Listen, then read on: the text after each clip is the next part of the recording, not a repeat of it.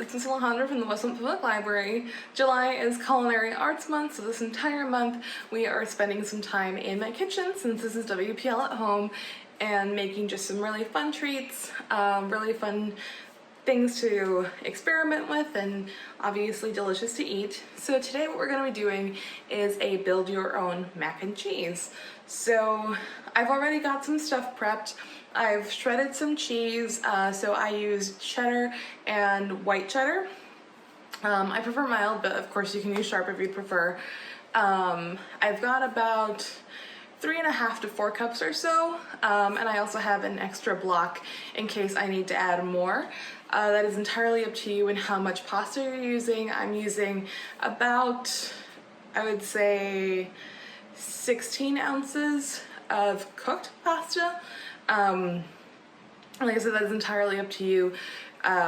You could also do less. You could also do a different type of pasta if you're feeling fun and you want to experiment with that. Totally fine.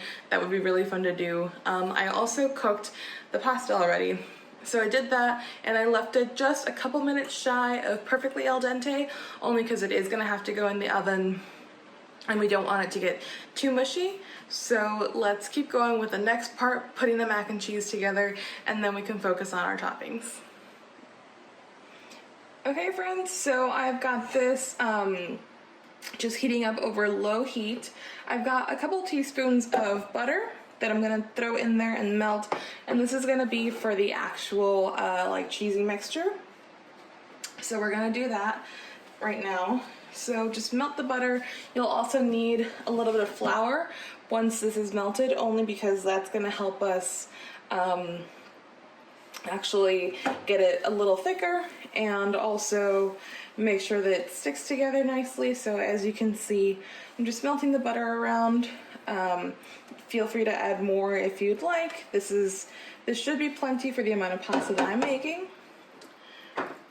So we're gonna wait for that to melt. You're gonna want to do it over medium-ish heat.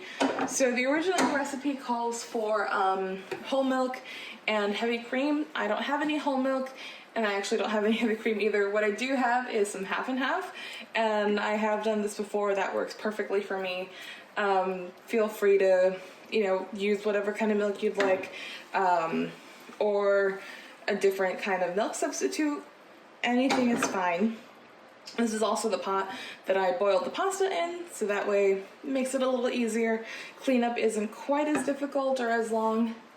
So we got that going. I also have a pre-greased dish, just an 8x8 dish. That is where our mac and cheese is gonna go once it's ready to go in the oven. And I do have the oven preheating to 350 degrees Fahrenheit. So I've got all that ready. Really, this is the last big step. And like I said, I've got some cheese here already pre-shredded. I would not recommend using the kind that comes pre-shredded in a bag. So as you can see, this is all melted. We can add a little bit of butter now. Or sorry, not butter, flour. So the flour is just gonna help thicken up that mixture. You're also gonna wanna stir it a little bit just so that you don't get the floury taste while you're eating. But I would not recommend using pre-shredded cheese, only because it tends to be a little waxier, which means it's going to be a little harder to melt once you've got it mixed in with your milk mixture and everything, whatever it is that you decide to use. So I've got this over medium-low heat. Just going to stir it for about a minute or so, just to make sure that all the flour has melted into the butter and that it's fully cooked through before we head on over to the next step. So that's done. And now I'm gonna add about 2 cups or so of half and half. And like I said, this is just my substitute for whole milk and heavy cream. And this is what I used last time as well. And it works perfectly fine for me.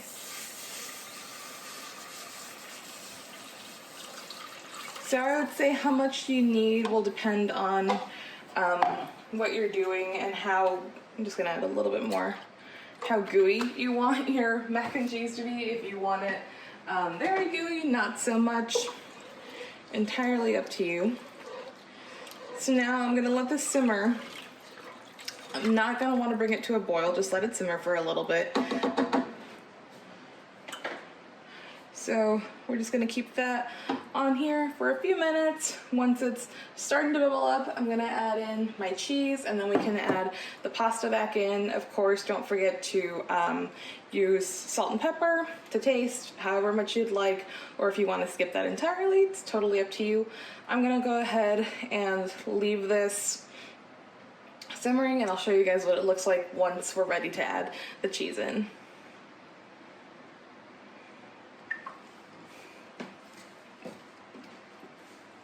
Okay friends, so this is roughly what you want it to look like. It's been about, I'd say maybe 10 minutes. I have it on medium to low heat. Like I said, you definitely don't want your milk to burn while you're waiting for this, so slower is a little bit better. And now you can see that it is thicker than it was before, which is what we want. So now I'm gonna take my cheese, like I said, that's been pre-shredded. Gonna throw it in a little bit at a time, just to make sure that we have enough of a chance to melt it in between. So I took about half, and I'm just gonna take that and start to melt it. Just like that, and it should start to thicken up pretty quickly. At this point, the cheese should melt relatively easily. And I did throw in some salt and pepper like I said I would. And it's up to you if you want to add more or maybe less. So this is where I get with about half the cheese. I ended up shredding it myself, so there are some bigger lumps of cheese in there, as you can see. So now I'm gonna throw the rest of it in. And I am gonna leave just a little bit so that I can use that to top off the pan once it's ready to go in the oven. So about that much or so. So it's just gonna go on top, just to give it a nice sort of extra cheesy crust or topping. I'm very excited about this. I think this is a really fun thing to do for lunch, especially if you've got any little kids that would like to help you in the kitchen.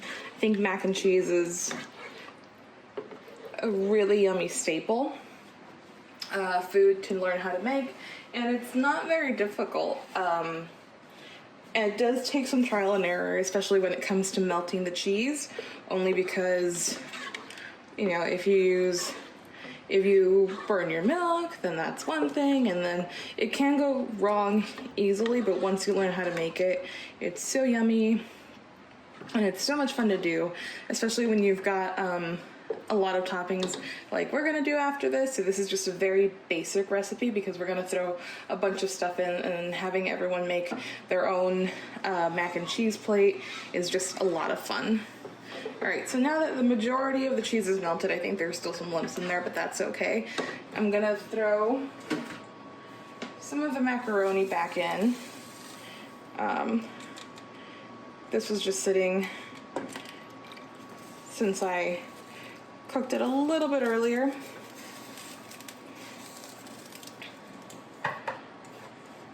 And I am using my hands, just because this is just for me. But, you know, please remember, especially if you're having any little kids helping you, remind them to wash their hands before they start cooking and handling food. So, I'm gonna take about that much and stir that into the mixture.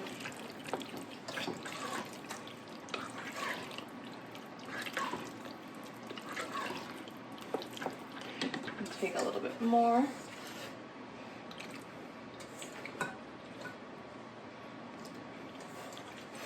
So I always like to start off just with a little bit and then work in the rest of it. Just makes it a little easier. Oops. Oh well. dropped a little bit on the stove. That is perfectly okay. It's a lot of fun to handle macaroni like this, I think anyway. So, and this is definitely not, you know, the recipe that you'd need to use. This is just a very basic mac and cheese recipe, which is what I wanted, because like I said, we're gonna be using a lot of fun toppings. But if this is not, you know, your preferred recipe, or if you already have a recipe that you prefer, then absolutely feel free to use that one instead.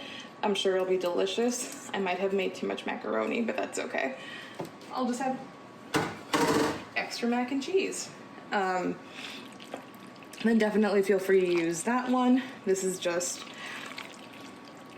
a very basic one that'll help me get a nice yummy base, and then we can add a bunch of fun stuff in later. All right, so I'd say that's pretty good.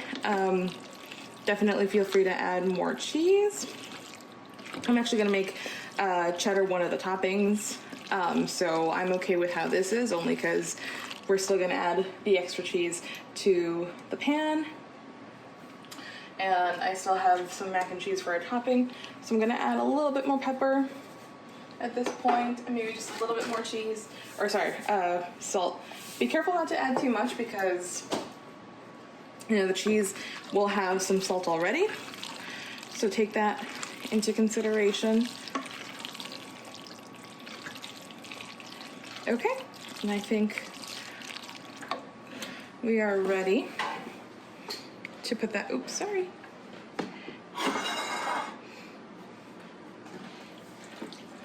Into the pan. So you might have, I might have too much mac and cheese for this pan. Like I said, this is pre-greased as well.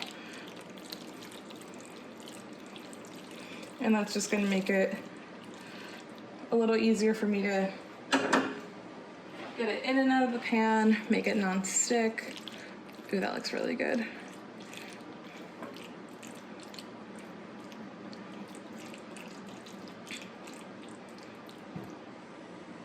Okay, perfect. There's still just a little bit in there, so I'm gonna get that last bit out.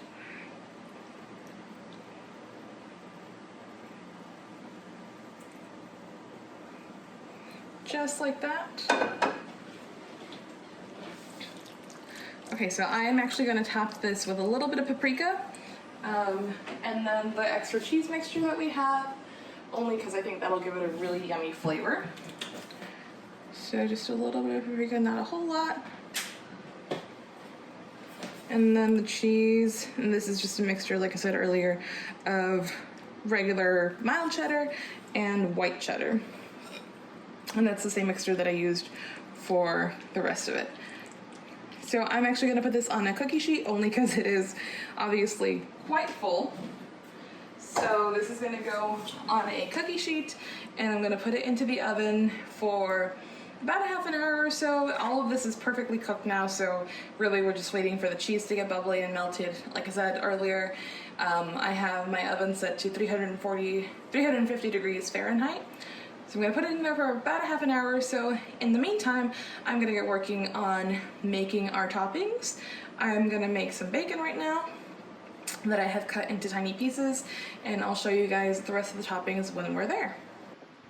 Okay friends, so my mac and cheese was in the oven for about 20 minutes at 350 degrees. Again, it is perfectly done to how I like it, so this is what it looks like.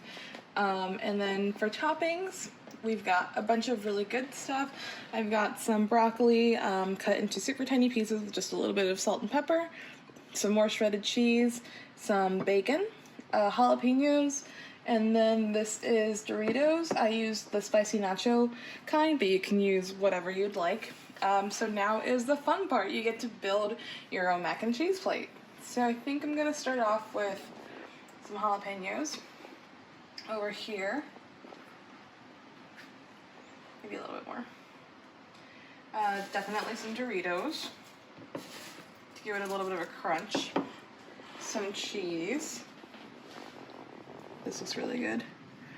Some bacon.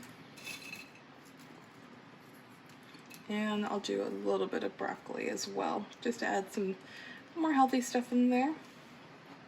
And voila, that's basically it, friends. So the fun part about this is, again, especially if you've got a family of little ones or friends coming over or just for you, then you get to make a super basic yummy mac and cheese, and then everybody gets to make it their own, and it's a lot of fun to build your own plate and put it together. And now you have a super fun lunch.